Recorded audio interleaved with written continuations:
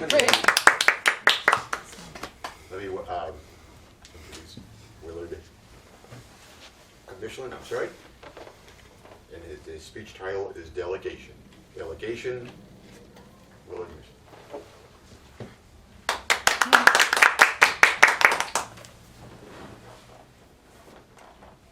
I'm a driven man.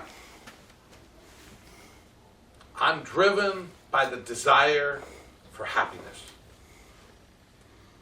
Now, we all have heard of Maslow's needs. You need food and shelter.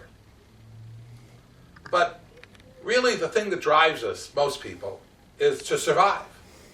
But survive is on two levels. You can be on this level, which is survive, and you got enough food to put in your mouth so you don't starve. And you got a roof over your head, though it's a junk shack or a cardboard box. Or you can survive in an affluence with a beautiful home, beautiful family, a beautiful car, 6-car family. That's affluence.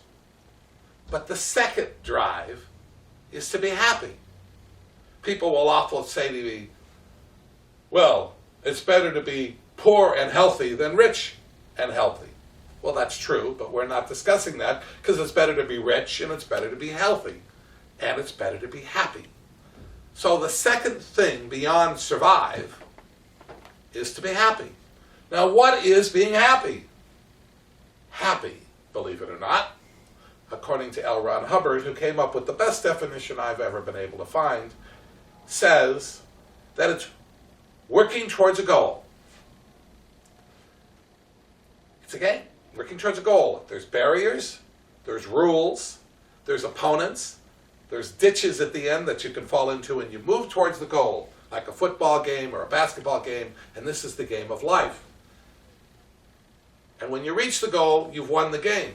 But is happiness winning the game? No.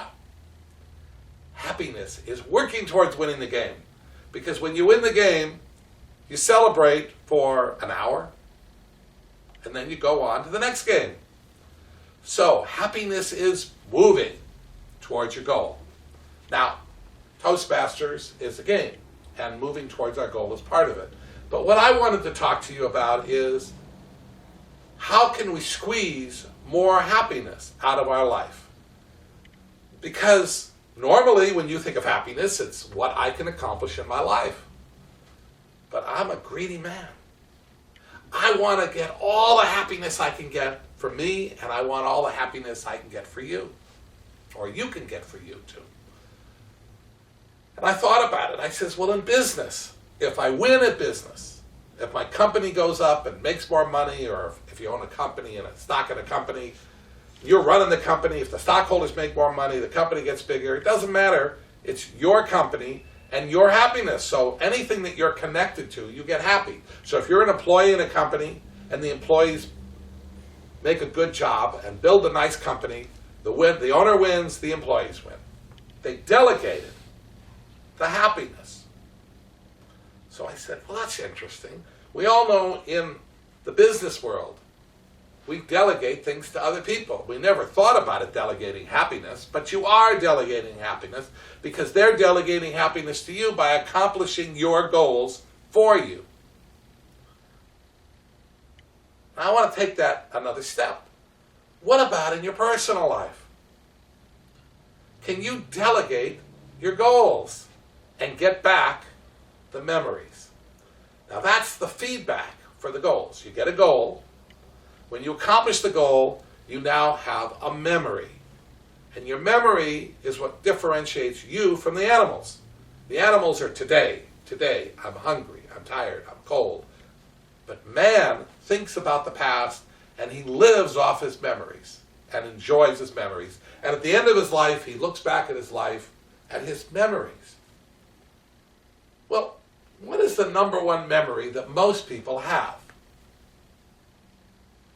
Beyond themselves, because we're already talking about expanding to another level beyond yourself, to accomplish more of your goals, to get more of your dreams. Your children.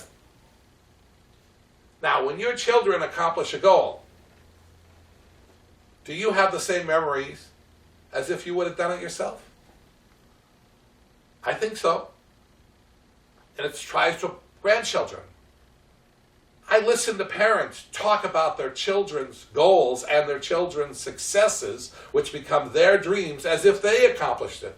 They're more adamant about their children's and grandchildren's accomplishments than they are about their own. So the children have delegated their happiness to their parents, and both of them have the same happiness.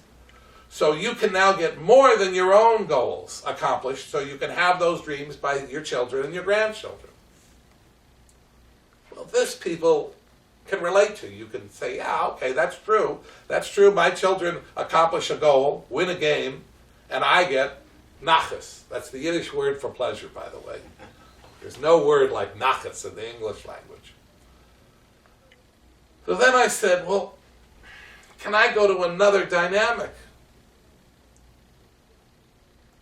The wife would be the same as the children. But let's go to my close personal friends.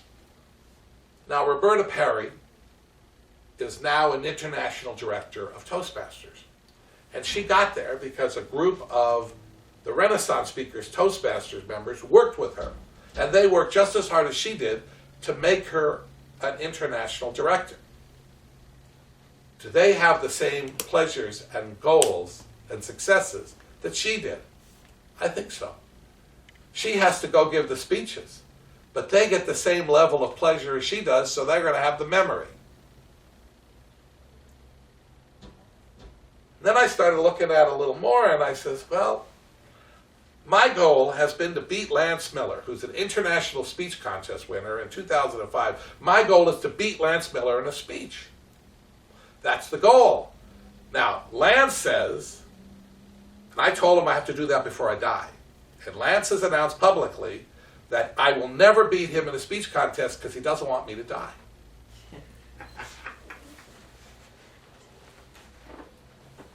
And I've been trying to figure out how am I going to win this game and get that memory of winning a contest against Lance. And I started to figure out that under this theory that I just presented to you, that if I can assist Lance in his goal so that he wins a speech contest and I worked with him on that speech contest, then it's my goal as well as his goal, and when he wins, I win and I get the memory of winning with Lance instead of beating Lance. Mr. Toastmaster.